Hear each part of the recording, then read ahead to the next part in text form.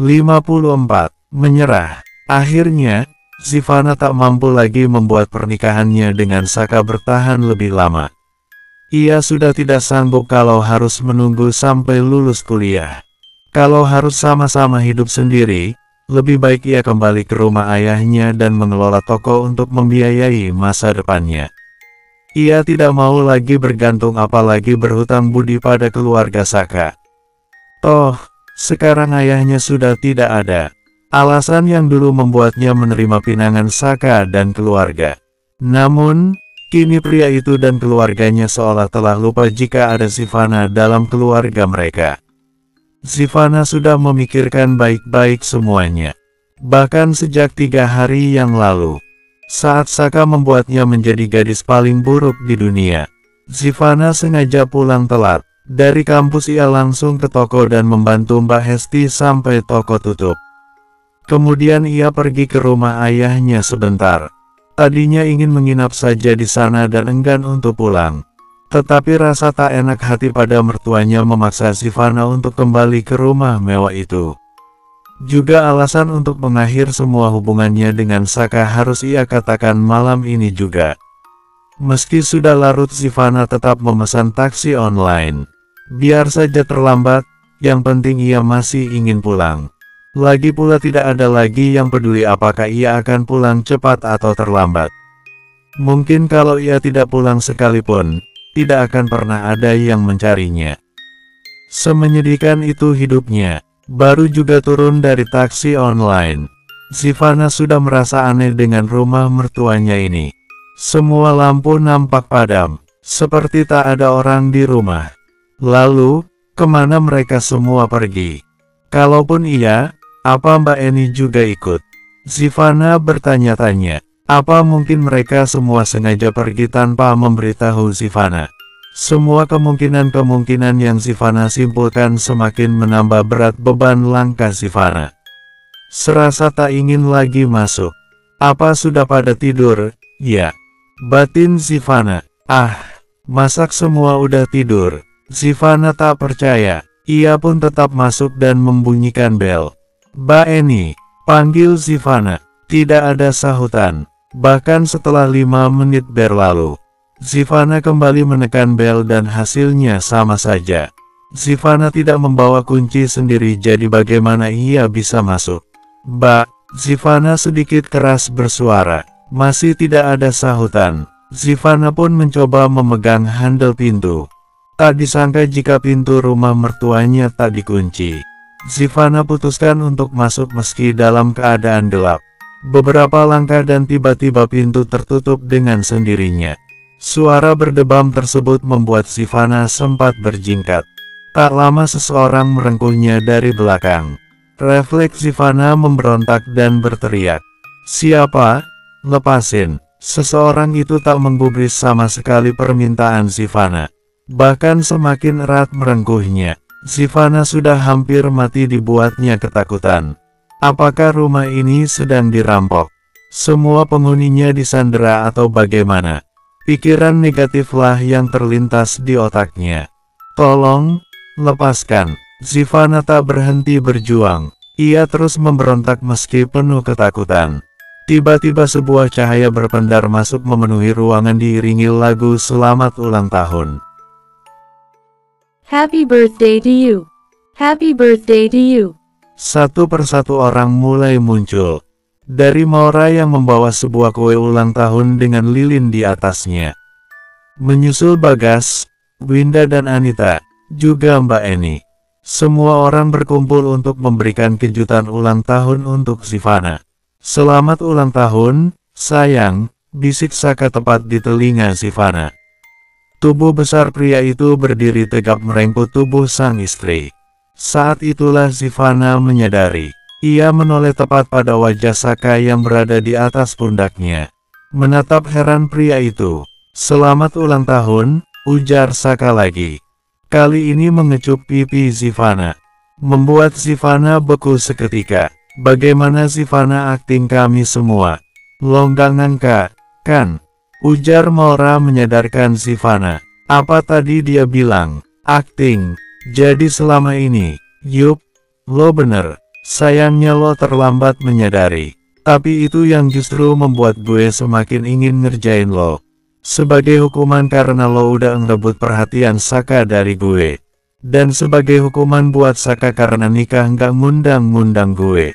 Gue ini nggak cuma sekedar sepupu tapi gue juga adiknya Saka. Tapi kenapa nggak ada satupun yang inget sama gue? Gue sakit hati banget, tahu. Gue, udah, kalau dengerin kamu ngomong nggak akan ada habisnya. Kapan Sivana tiup lilinnya? Potong Bagas cepat. Iya, Mama juga udah capek disuruh akting diemin menantu Mama. Jadi merasa bersalah kan, Mama, timpal Winda. Lo, Tante sama Om jangan buru-buru gitu dong. Kita harus jalankan sesuai rencana. Kita belum menguji Sivana dengan benar, apakah dia beneran cinta sama Saka atau enggak. Gimana kalau Sivana nggak cinta sama Saka dan dia cuma pengen harta Saka aja? Maura tak terima rencananya dibuat gagal oleh Bagas dan Winda. Kamu terlalu banyak baca novel online, ujar Anita. Yang sangat tahu kalau putrinya itu hobi sekali baca novel di ponsel pintar. Gak perlu dites, gue yakin sama istri gue. Lagian kalau istri gue nggak cinta sama gue, biar gue yang bikin dia jatuh cinta sama gue, sahut Saka. Elah, dasar bucin, dibantuin malah nggak mau, serah lo, deh. Maura terlihat kesal karena semua berkhianat untuk tak ikut rencananya. Sini Ziva, lo tiup lilinnya. Seneng, kan, lo banyak yang belain, ujar Maura bernada sinis, tentu itu hanya gurauan. Sivana menoleh pada Saka yang masih setia memeluknya. Ini kejutan buat kamu, sayang. Maaf kalau udah bikin kamu merasa nggak nyaman karena diabaikan. Ini semua ide Maura. Saka menunjuk sepupunya. Apa? Lo, mau nyalahin gue? Lo? Maura tak terima dituduh. Sejurus kemudian ia tertawa sembari berjalan membawa kue ke hadapan Sivana. Buruan lo tiup lilinya biar afdol, capek gue bawa kue ini sendiri. Udah gitu masih disalah-salahin pula. Masih dengan raut shock, Sivana meniup lilin di depan semua orang. Ucapan selamat mengalir untuk gadis yang beberapa hari lalu merasa tersisihkan. Bahkan hari ini ia sudah berpikir untuk menyerah dan meninggalkan rumah mertuanya. Ternyata semua yang ia alami hanya sebuah kejutan yang mereka rencanakan. Harus Sivana akui akting semua orang begitu bagus dan meyakinkan, terutama Maura. Sang sutradara, selamat ulang tahun, bisik Saka lagi. Aku mencintaimu Sivana Almaira, ujar Saka dengan lantang di depan semua keluarga. Sivana tak sanggup menjawab ucapan Saka. Jujur ia masih belum siap dengan semua kenyataan ini. Semua begitu membingungkan dan mengejutkan. Kamu tahu, mengabaikanmu adalah hal yang sangat sulit dilakukan. Jadi aku tidak akan pernah melakukannya lagi. Semua pernyataan Saka ia akhiri dengan kecupan singkat di bibir Sivana. Sebenarnya bukan sekadar kecupan yang Saka inginkan. Ia ingin ciuman yang lama karena sudah berhari-hari ia menahan diri untuk tidak menyentuh istrinya. Tapi ia masih sadar di mana ia berada sekarang. Wah, bener-bener nggak tahu diri, lo. Di depan orang tua lo berani mesum kayak gitu, seru Maura melihat aksi Saka mencium Sivana. Udah, Om, Tante, buruan deh kasih kopernya. Kayaknya anak Om ini udah nggak tahan. Mbak Eni, ambil kopernya. Maura masih saja berseru. Siap, Mbak. Gegas Mbak Eni mengambil koper yang sudah disiapkan. Maura menyerahkan koper yang diambil Mbak Eni. Nih, koper kalian. Buruan pergi, cari tempat aman buat kalian saling mesum, usir Maura. Heh, kalau suami sama istri itu nggak mesum, tapi mesra, protes Saka. Serah lo mau bilang apa, yang penting lo buruan pergi.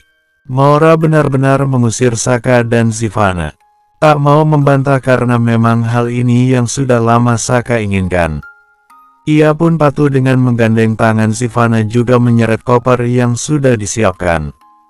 Koper dimasukkan ke dalam bagasi lalu membuka pintu depan untuk Sivana.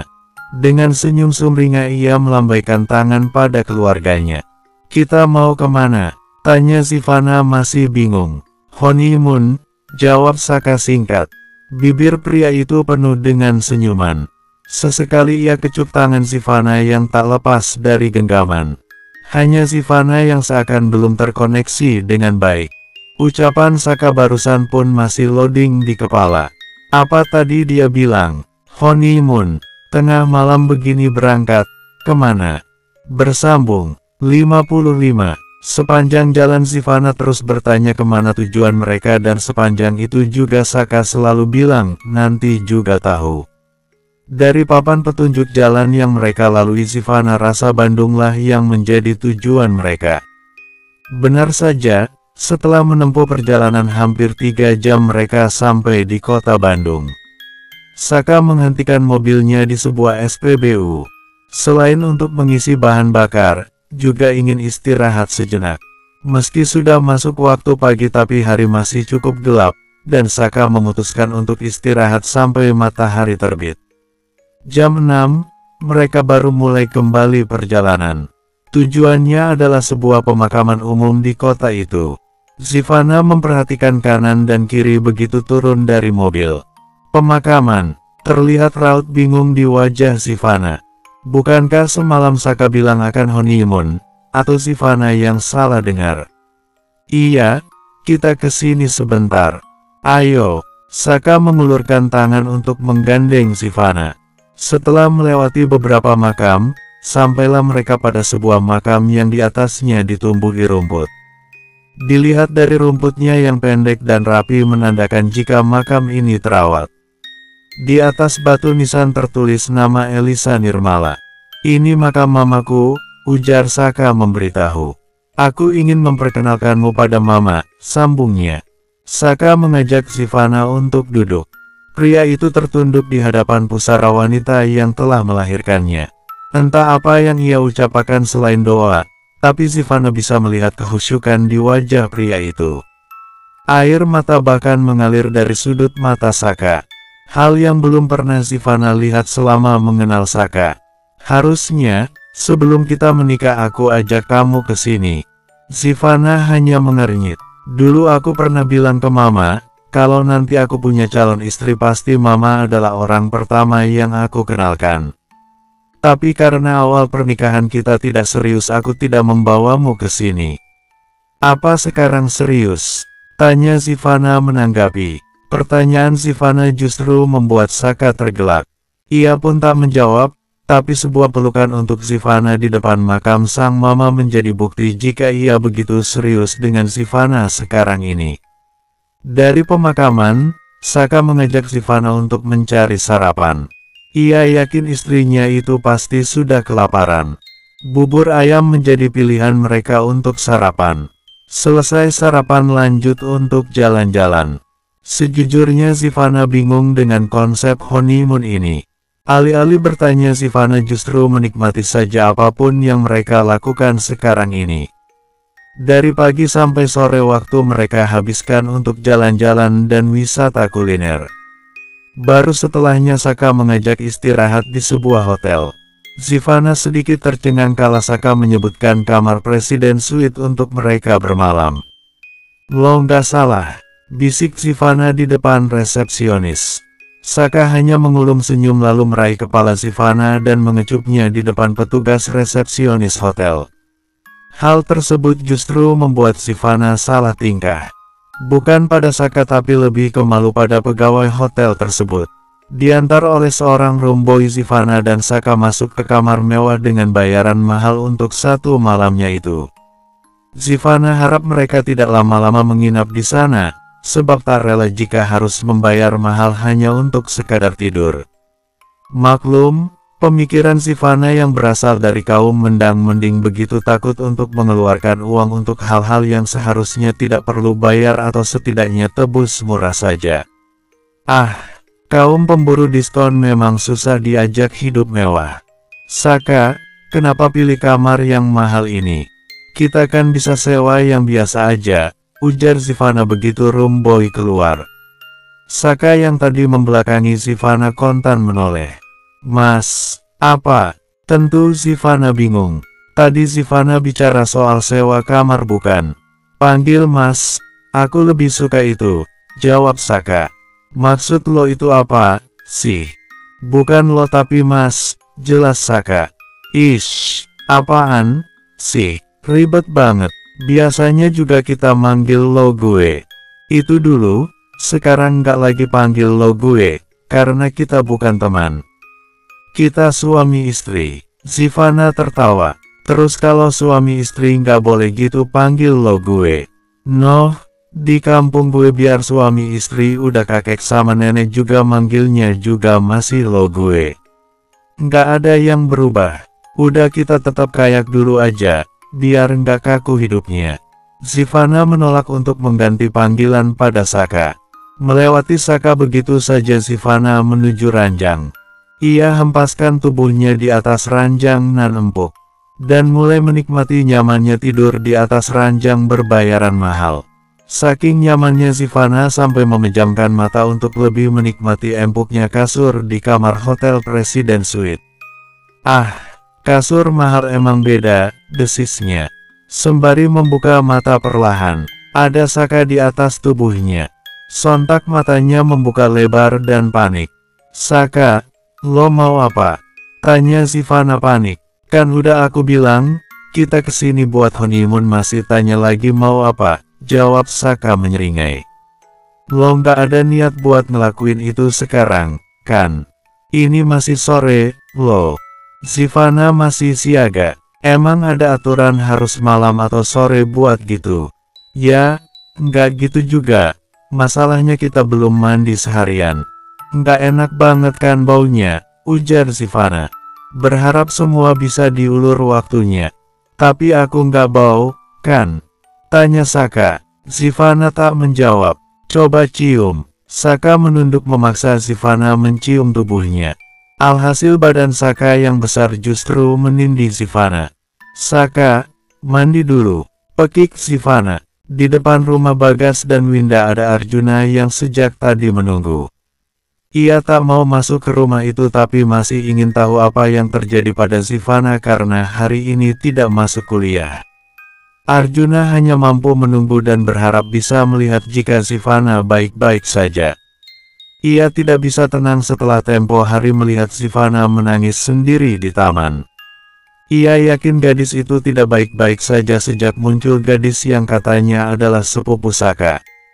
Mbak, tunggu. Panggil Arjuna cepat setelah melihat wanita yang menurut Arjuna pasti adalah asisten rumah tangga Saka.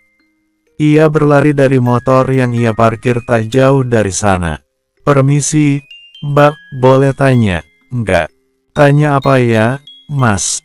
Mbak Eni sedikit curiga. Apa Sivana baik-baik saja? Mas ini, saya teman kuliahnya. Cuma ingin tahu kenapa tadi Sivana nggak datang ke kampus, jelas Arjuna. Oh, Mbak Siva baik-baik saja kok, Mas. Malahan sekarang ini lagi pergi bulan madu sama Mas Saka, jawab Mbak Eni jujur. Pembantu itu bahkan senyum-senyum sendiri mengingat kejadian semalam waktu memberi kejutan pada Sivana. Bulan madu. Wajah Arjuna tampak kaget. Iya, Mas, bulan madu. Siapa? Teriak Winda dari dalam. Ia mendengar pembantunya berbicara dengan seseorang. Ini, Buk, ada temannya Mbak Siva, jawab Mbak Eni dengan berteriak juga. Suruh masuklah, ujar Winda yang kini sudah berdiri di ambang gerbang. Kaget melihat sosok Arjuna yang tengah berbicara dengan Eni. Arjuna, sama dengan Winda, Arjuna pun tak menyangka bertemu dengan mamanya. Mata mereka sempat beradu walau sekejap karena setelahnya Arjuna memilih pergi tanpa pamit dan terima kasih. Arjuna, seru Winda yang tak digubris oleh putranya. Winda tak bisa berbuat apapun selain menangisi kepergian Arjuna. Bersambung, 56, Arjuna kalah. Sebagai lelaki ia sudah kalah. Ia tidak lagi bisa mengharapkan Sivana. Saka telah memiliki gadis itu seutuhnya. Ingin marah tapi tak mampu melampiaskan. Ia benci dengan keadaan yang selalu menjadikannya pecundang.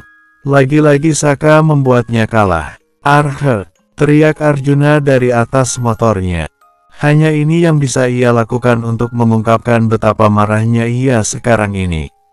Motor pun semakin dipacu, sampai-sampai tak peduli lagi dengan keselamatan diri. Arjuna benar-benar berada dalam titik terendah dalam hidupnya. Dulu ia kehilangan mamanya karena mamanya memilih papanya Saka. Kini ia kehilangan cintanya karena Sivana memilih Saka. Arjuna marah dengan takdirnya yang menyedihkan. Satu-satunya tujuan hanyalah markas geng motor miliknya. Sayangnya, tempat yang ia anggap nyaman justru mengkhianatinya. Sampai di sana ia malah mendapati Mario sedang menyusun rencana untuk mengkudeta dirinya sebagai ketua geng motor. Tak ingin tinggal diam dan menjadi orang paling menyedihkan, Arjuna pun bertindak. Ia dobrak pintu agar Mario menyadari kehadirannya. Bagus, lo, ya. Emang bajingan kalian semua. Diam-diam kalian mau nusuk gue dari belakang. Hah. Bos. Tatapan anak buah Arjuna seketika pias melihat ketua geng mereka memergoki rencana busuk yang mereka susun. Sivana mengintip jam dari balik selimut. Sudah hampir jam 9 tapi Saka belum juga kembali. Tadi sore, Sivana berhasil lolos dari Saka karena pria itu mendapat telepon mendadak dari temannya. Sejak itu Saka pamit untuk menemui temannya. Katanya cuma sebentar tapi sampai sekarang nyatanya belum kembali juga. Tadinya Sivana mau diajak tapi gadis itu memilih tinggal di hotel karena lelah. Beberapa kali Sivana memeriksa ponselnya, melihat apakah pesan yang ia kirim untuk Saka sudah dibaca atau belum. Saka, lo di mana? Pesan tidak dibaca. Saka, jam berapa lo balik? Gue udah lapar. Selain 2 pesan di atas masih ada beberapa lagi pesan yang Sivana kirimkan. Sivana jadi khawatir dengan pria itu. Apalagi ini bukan kota mereka. Sivana bangun dari ranjang. Ia mulai berjalan mondar-mandir tidak tenang. Sesekali ia memeriksa ponsel dalam genggaman. Tidak ada sama sekali pesan atau panggilan dari Saka. Kemana sih lo? Sivana menggigit ujung ponselnya. Masak ia baru baikan pria itu menghilang. Meninggalkannya dalam perjalanan yang katanya bulan madu. Ting! Satu notifikasi pesan dari Saka membuat Sivana girang. Ia lega karena Saka baik-baik saja. Terbukti dari pesan balasan yang dikirim pria itu. Baru juga merasa senang, sejurus kemudian Sivana langsung mengerucutkan bibir membaca pesan balasan dari Saka. Ini udah di jalan, aku bawain kamu makanan, dijamin kamu suka. Jangan lupa dandan yang cantik untuk malam pertama kita. Sebuah pesan yang diakhiri dengan emotikon hati dan juga kecupan. Membuat Sivana mencibir, antara takut dan jijik membaca pesan dari suaminya. Kerasukan apalagi itu orang. Bisa-bisanya mengirim pesan seperti itu untuk Sivana. Sangat tidak cocok dengan gaya Saka yang selalu tampil sok keren. Daripada pusing memikirkan sikap Saka lebih baik Sivana segera naik ke ranjang dan tidur. Mungkin itu bisa menyelamatkan dirinya dari malam pertama yang Saka maksud. Jujur saja, Sivana masih takut dengan ritual suami istri itu. Banyak yang ia pikirkan jika hal itu terjadi.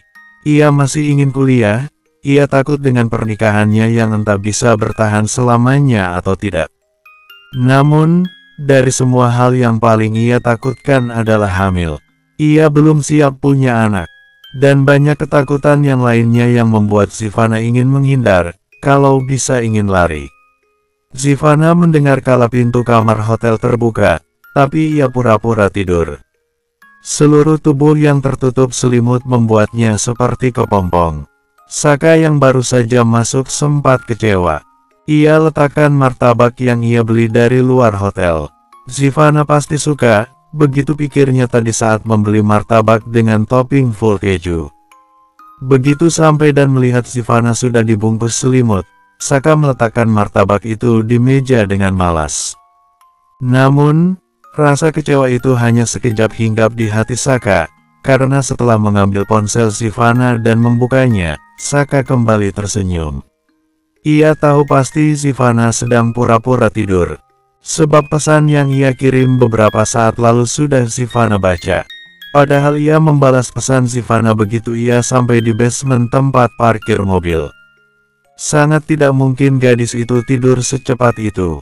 Saka naik ke atas ranjang, menyibar selimut Sivana begitu saja dan melemparnya asal. Kontan Sivana kaget dan membuka matanya, tapi buru-buru ia pejamkan kembali dan pura-pura tidur lagi. Pokoknya Saka tidak boleh tahu kalau ia belum tidur. Saka yang berdiri di atas ranjang dengan kaki menyikuk kembali tersenyum miring melihat kelakuan istrinya. Bagaimana mungkin Sivana ingin membodohi Saka?